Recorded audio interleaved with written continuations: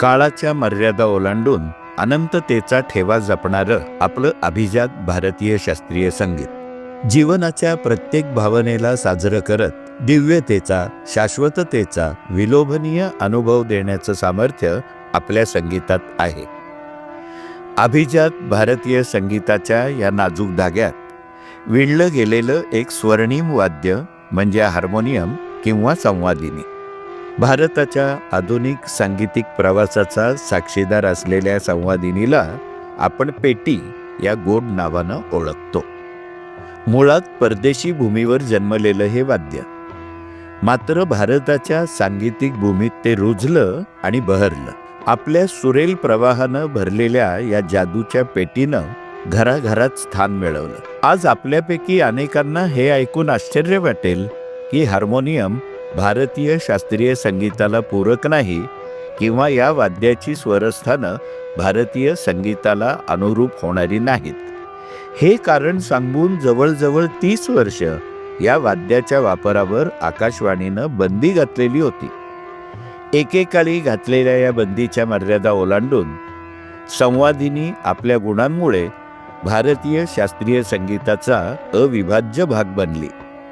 संवादिनीच्या या प्रवासात ज्या महान कलावंतांनी तिला उच्च शिखरावर पोचवलं त्यामध्ये अग्रणी म्हणजे सखाराम प्रभाकर जळगावकर उर्फ आप्पा जळगावकर.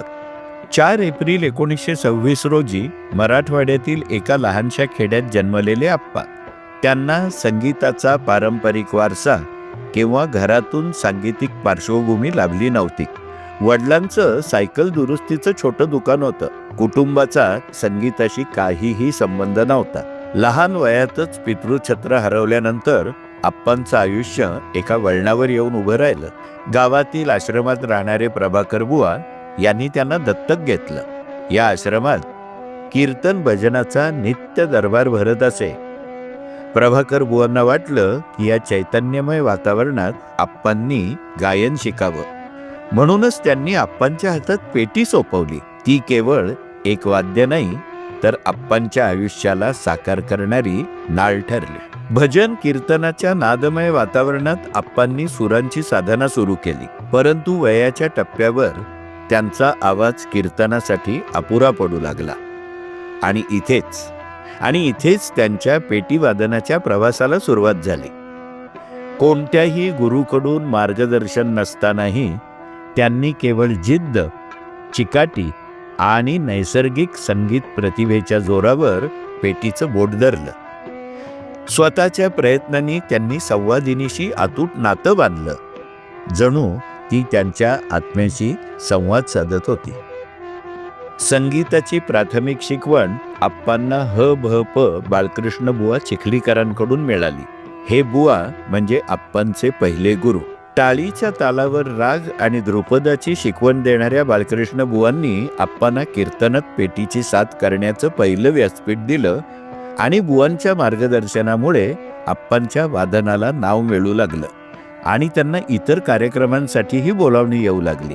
याच काळात आप्पांची पैठणकर बुवांची ओळख झाली. त्यांनी आप्पांना स्वरलिपी म्हणजेच नोटेशन पद्धतीचा गाभा शिकवला. संगीताच्या या प्रवासात पुढे जालन्याला उस्ताद शब्बू खा यांच्या मार्गदर्शनानं आप्पांनी शास्त्रीय संगीताचं रीतसर शिक्षण घेतलं. 1947-48च्या दरम्यान आप्पांना पुण्यात स्थायिक होण्याची संधी मिळाली. सुरुवातीला काहीसा अस्थिर काळ गेला. इकडून तिकडे भटकणं आणि कामाच्या संधी शोधणं हाच त्यांचा दिनक्रम होता. त्याचवेळी त्यांची भेट रमजान खां, गायिका कमल नाझरेकर, तबलजी दत्तोपंत जोशी आणि माणिकबाई दादरकर म्हणजेच पुढे प्रसिद्ध झालेल्या माणिक वर्मा यांच्याशी झाली. माणिकबाईंनी घरगुती तालमीच्या वेळी आप्पांच्या कौशल्याची चाचणी घेतली आणि त्यांना सांगली आणि कोल्हापूर इथं हार्मोनियम संगतीसाठी येण्याचं आमंत्रण दिलं. आप्पांच्या शास्त्रीय संगीताच्या प्रवासाला अशा प्रकारे सुरुवात झाली. पुढे आप्पांना गंगूबाई हनगल यांची साथ करण्याचं भाग्य लाभलं. गंगूबाई सोबतच्या मैफलीमुळे भीमसेन जोशी यांच्याशी आप्पांची भेट घडली आणि त्यांच्या भीमसेन पर्वाला सुरुवात झाली. केशवराव भोळ्यांनी आप्पांची ओळख प्रख्यात नृत्यांगना रोहिणी भाटे यांच्याशी करून दिली. रोहिणी भाटे यांनी आप्पांना तब्बल 21 वर्ष आणि 200हून अधिक कार्यक्रमासाठी हार्मोनियम संगत करण्याची संधी दिली. नृत्यातील विविध लय आणि तालांचे बारकावे आत्मसात करत आप्पांनी स्वतःला एक उत्कृष्ट लहेरा संगतकार म्हणून प्रस्थापित केलं. पुण्यातील आर्य संगीत प्रसारक मंडळाच्या दर शनिवारी होणाऱ्या कार्यक्रमांमध्ये आप्पा नियमित हजेरी लावू लागले. तिथेच त्यांनी पंडित भीमसेन जोशींना पहिल्यांदा हार्मोनियमची साथ केली आणि तीही पु ल देशपांड्यांच्या आग्रहानं. त्यानंतर आप्पांनी सलग 35 वर्ष भीमसेनजींबरोबर अनेक मैफलींमध्ये हार्मोनियम वाजवली. आर्य संगीत प्रसारक मंडळाने सुरू केलेल्या सवाई गंधर्व संगीत महोत्सवात आप्पांनी सलग 50 वर्ष विविध कलाकारांबरोबर हार्मोनियमची साथ केली. 1976 साली त्यांनी याच महोत्सवात स्वतंत्र हार्मोनियम वादन सादर केलं.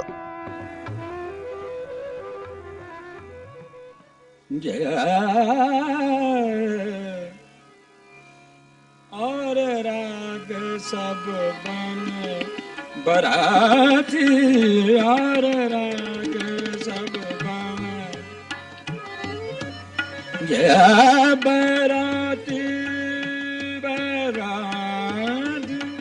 और राग सब बन बराती और राग सब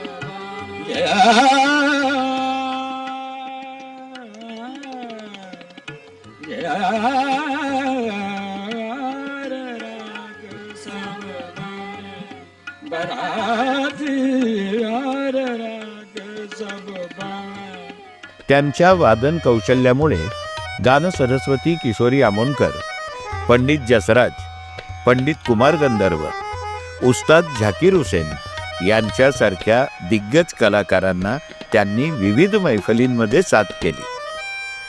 आप्पांनी केवळ संगीतकार म्हणूनच नव्हे तर स्वतंत्र वादक म्हणूनही स्वतःची ओळख निर्माण केली.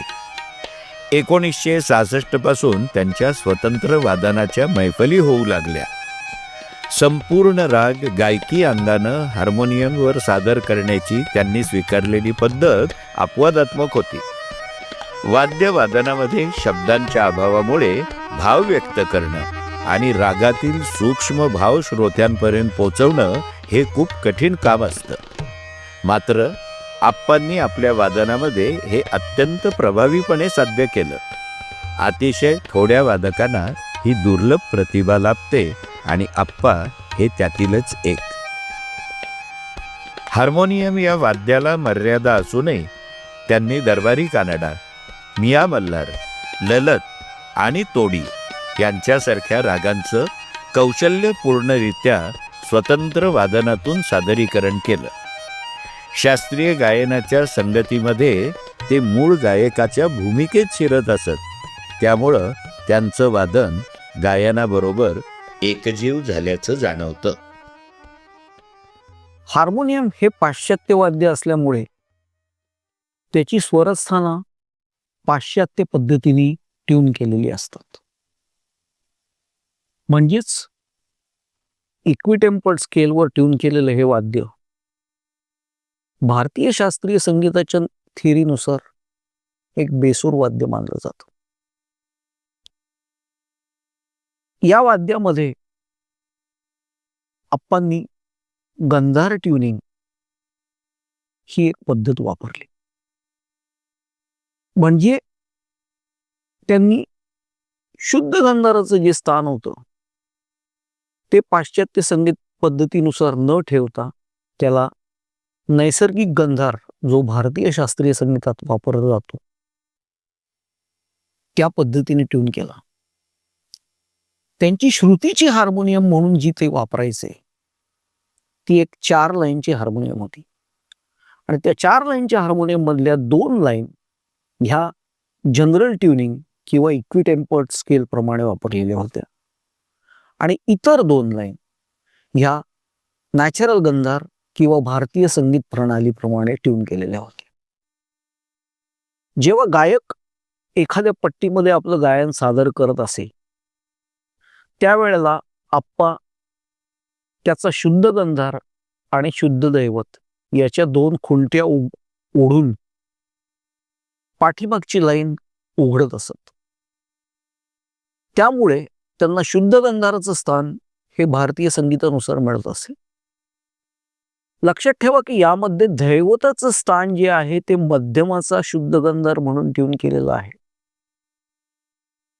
शास्त्रानुसार हे बरोबर आहे असं नाहीये, पण आप्पांच्या दृष्टीने हा एक अत्यंत प्रॅक्टिकल मार्ग होता.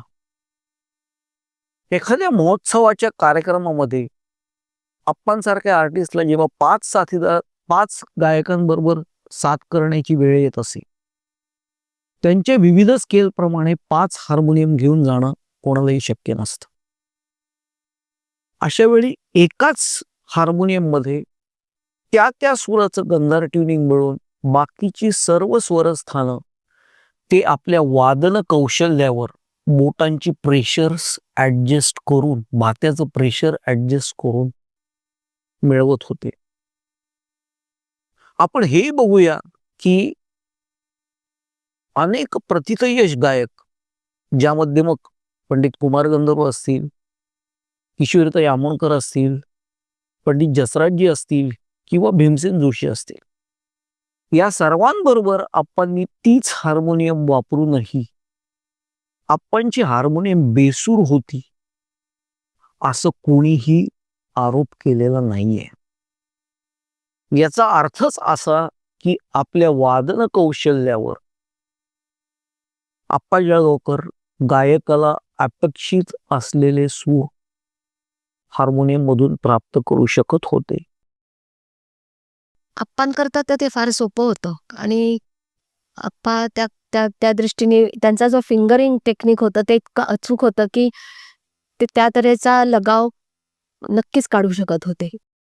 किशोरीताई आमोणकरांचं एक गाणं होतं, पुण्यातच होतं ते मी ऐकायला गेले होते आणि त्यांनी विभास त्या गाणार होते गायला. म्हणजे त्यांनी पहिलाच सूर जो लावला, गप गप ध लावला, तो दैवत जो आहे तो काहीतरी वेगळा वाटला आणि आप्पा सुद्धा एकदम चमकले की हा कुठला स्वर आहे.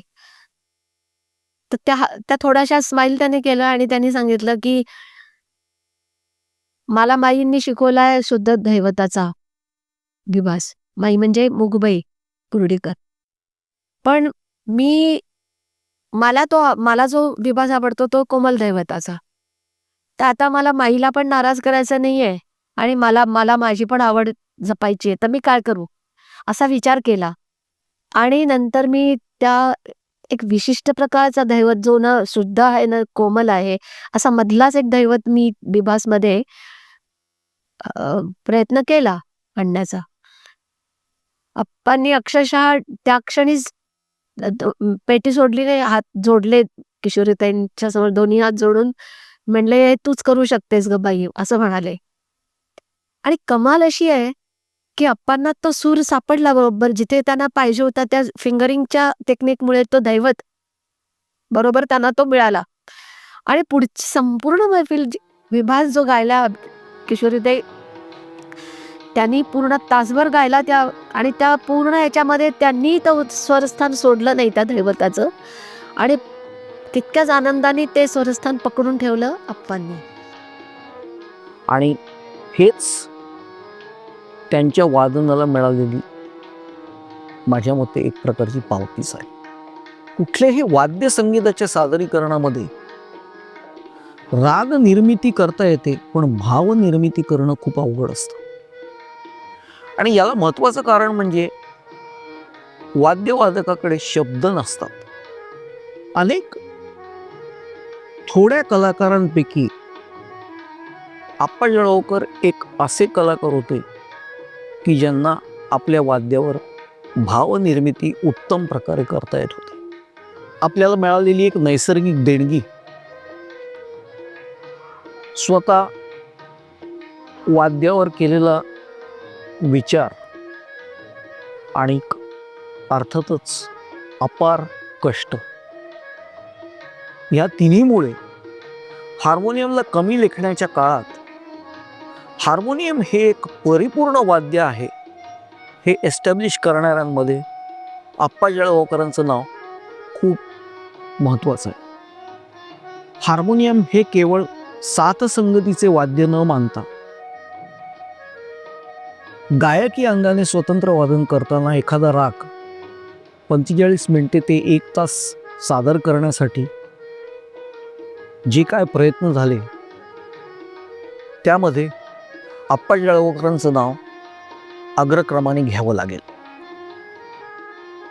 आप्पांच्या योगदानानं हार्मोनियमला नवा आत्मा, नवे आयाम लाभले.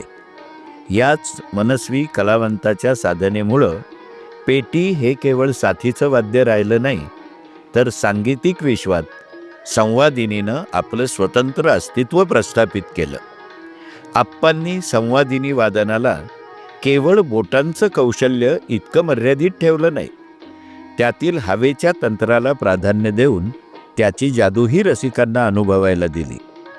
संगीत आणि वाद्य याची अभेद्य एकता साधणारे आप्पा जळगावकर हे अभिजात भारतीय संगीतासाठी एक अमूल्य ठेवा ठेवून गेले.